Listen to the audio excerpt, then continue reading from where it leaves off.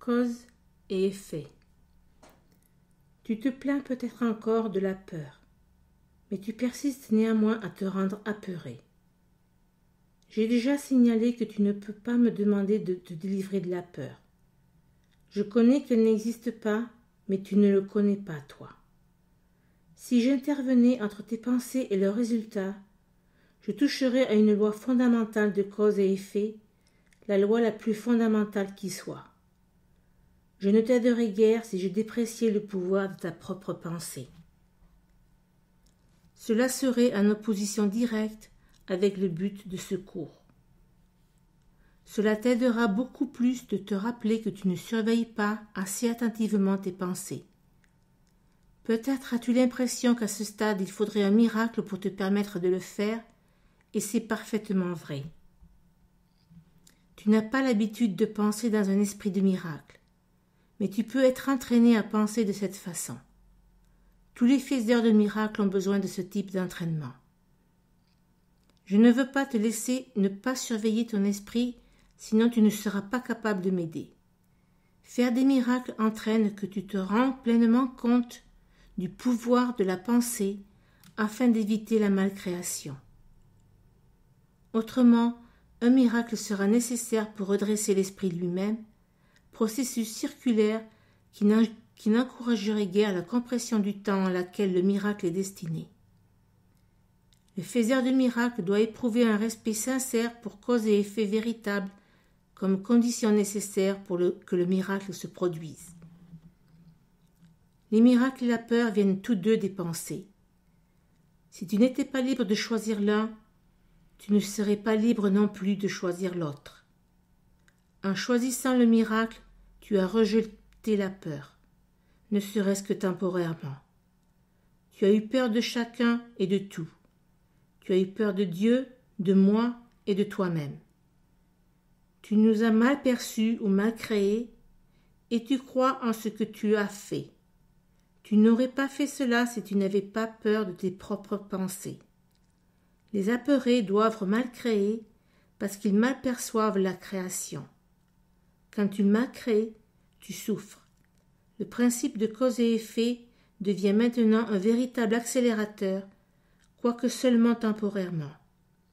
De fait, cause est un terme qui appartient en propre à Dieu, et son effet est son Fils.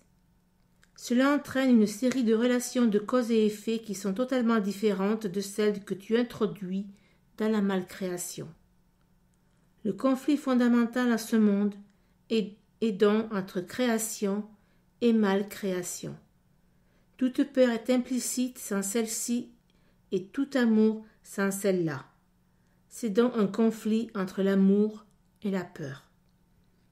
J'ai déjà dit que tu crois ne pas pouvoir contrôler la peur parce que c'est toi-même qui l'as faite, et ta croyance en elle semble faire qu'elle échappe à ton contrôle.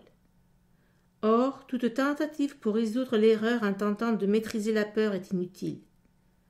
Le fait même de supposer que la peur a besoin d'être maîtrisée confirme son pouvoir. La véritable solution repose entièrement sur la maîtrise par l'amour.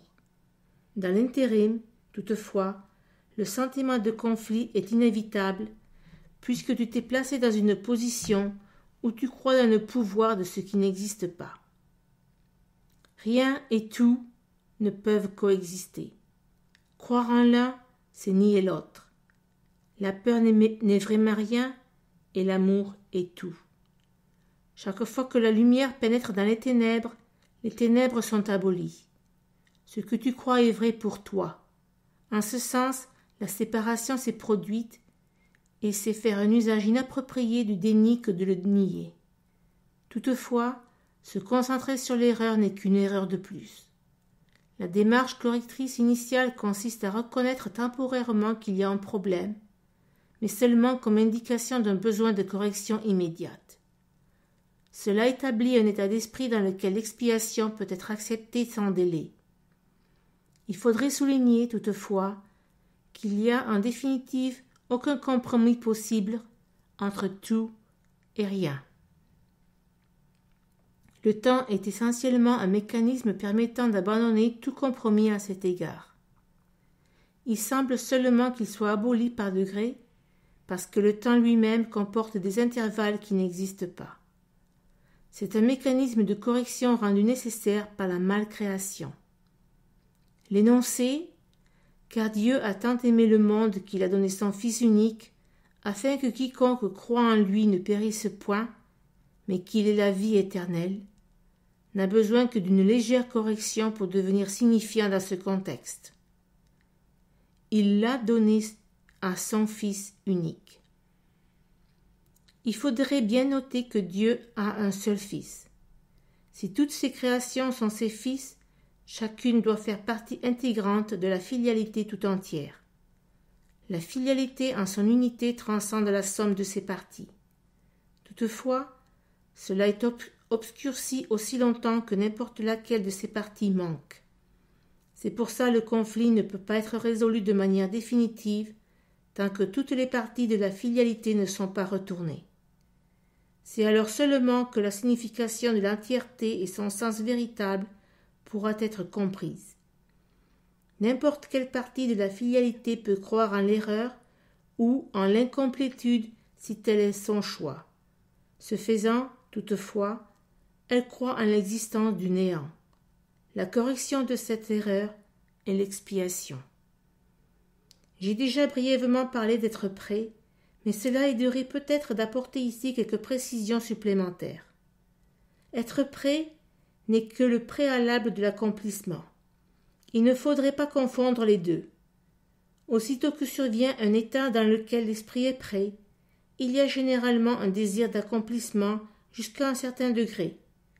Mais il n'est certainement pas nécessairement indivisé. Cet état n'implique pas plus qu'un potentiel de changement d'esprit. La confiance ne peut pas se développer pleinement jusqu'à ce que la maîtrise ait été accomplie. Nous avons déjà tenté de corriger l'erreur fondamentale voulant que la peur peut être maîtrisée, et nous avons souligné que la seule maîtrise véritable est par l'amour. Être prêt n'est que le commencement de la confiance.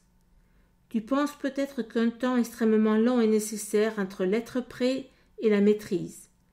Mais laisse-moi te rappeler que le temps et l'espace sont sous mon contrôle.